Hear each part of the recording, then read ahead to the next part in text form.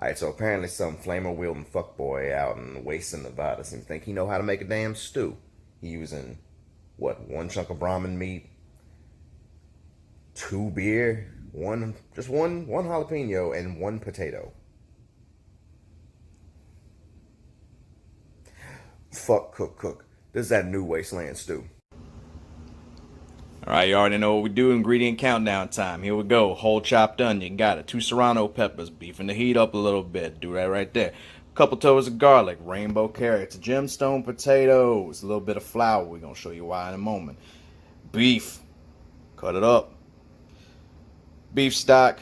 Canola oil. Beer. We're also going to use some Worcestershire sauce. Some soul food seasoning. Salt, pepper for seasoning. Yep, we'll get to it. Be right back. Alright, first things first, we're going to go on ahead and coat our meat in flour. Get our oil in the pan warmed up, and we're going to want to go ahead and start searing that meat. You're not looking to cook it too thoroughly, but you do want to get a little browning on it. And what you really want is you want to get some of that fond on the bottom of that pan. We're going to deglaze it in a minute with the onions. And that's what's really going to build up our gravy flavor.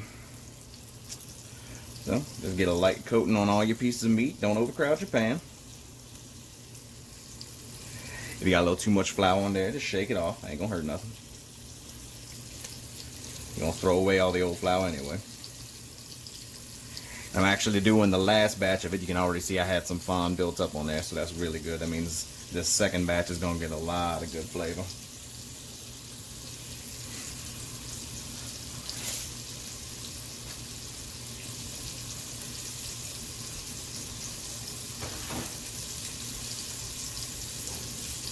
And you don't have to leave it on too long. You just want it to start browning up a little bit. So I think this piece is about good. Yeah. If they go a little too long, that's fine. They're going to soften up in the cook time. Don't worry about it.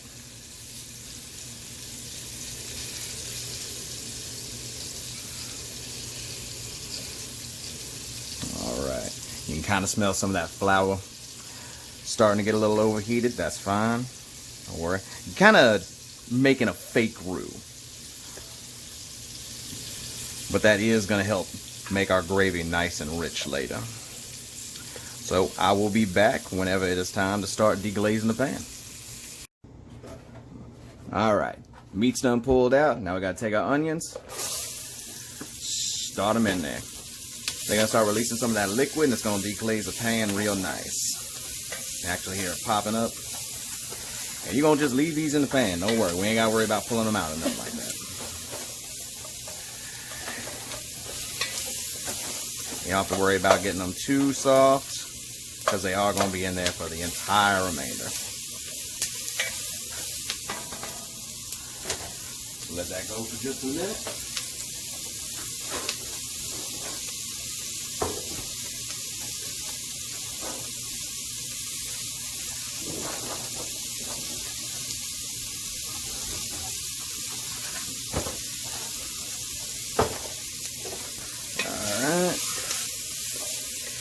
There we go.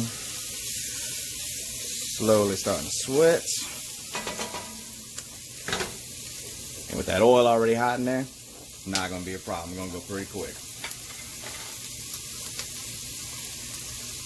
Go ahead and throw in some garlic. Ain't going to hurt it. And remember, we don't want to leave the garlic in there untouched too long, else it's going to burn. Some people like the taste of burnt garlic. It's not too bad. Just depends on what your preference is.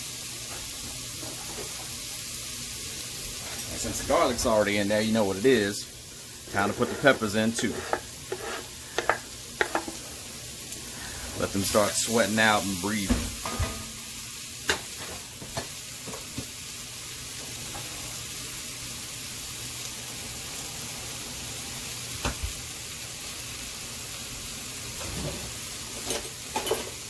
Now what you want to do is you want to frantically dig around your cabinet and find something to open a beer with.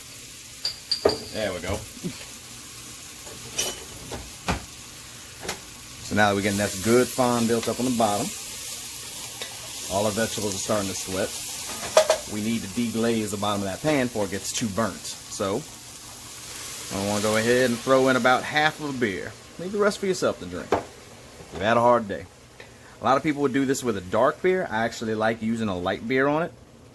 Find a dark beer tends to, find a dark beer tends to make the broth get a little too frothy from time to time.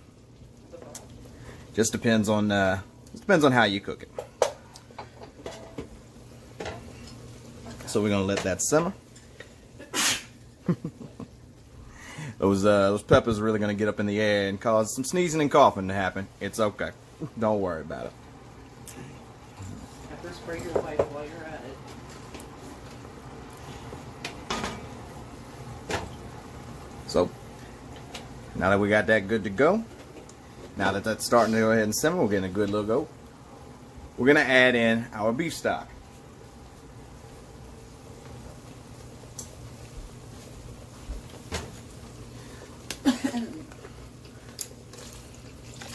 So just dump it out.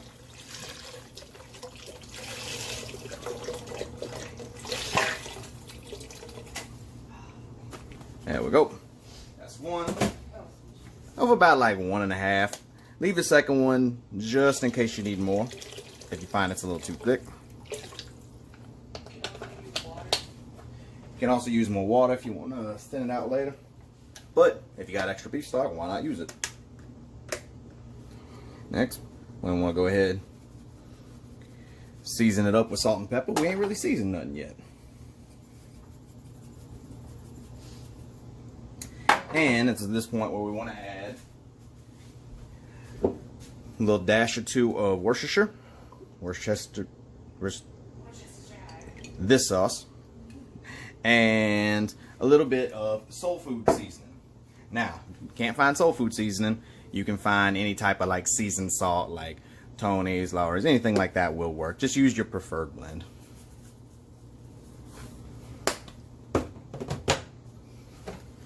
And we want this to come back up to temp.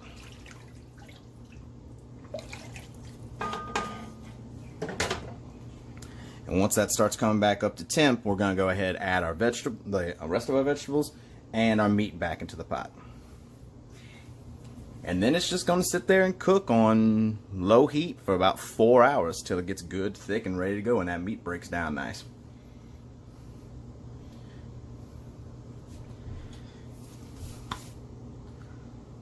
All right, about up to temp.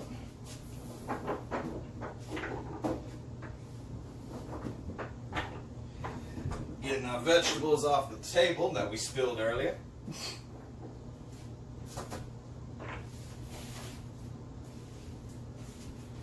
Yeah, so we can come back and add them all in one big whoosh. Yep, get them everywhere. I want to make sure they just get all over the floor because you're cooking in heat, so that's going to cook out anyway. There we go. Mix that in. And add back in our beef.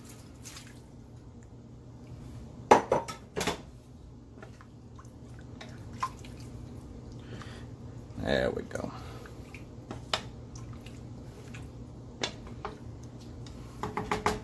Now, like I said, this is going to come up to temp. We're going to drop the temperature. We're going to drop the heat down. Sorry, and we're going to let it go for about 4 hours. Be back then. And 4 hours later, with occasional stirring, kick the heat off. And we're going to see what we got going here. Careful, it is going to be quite hot. But you see that meat has just broken down. Very lovely. Potatoes have softened. The carrots have all cooked through.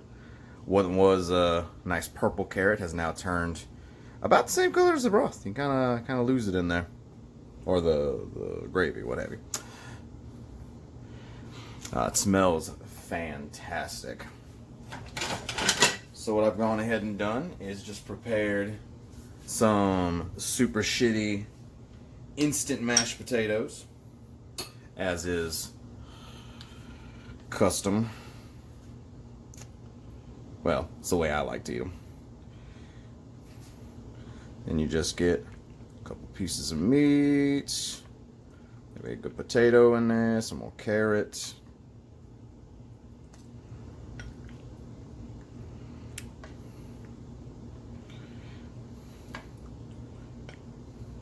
There we go.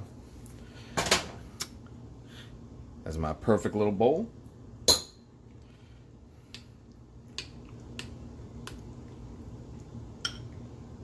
Bring me off a piece of that white carrot. Oh my God, so good. And that is a much better version of Cook's Fiend Stew. Try it at home. Really wasn't hard to make. It's just, it takes 4 hours. About 4.5. 4.5 total. Nothing complicated in the recipe. Give it a shot. I don't really have an in for this. Y'all know how I normally do it. Do the YouTube things. Do the buttons. Hit them. Assault buttons and such. Buy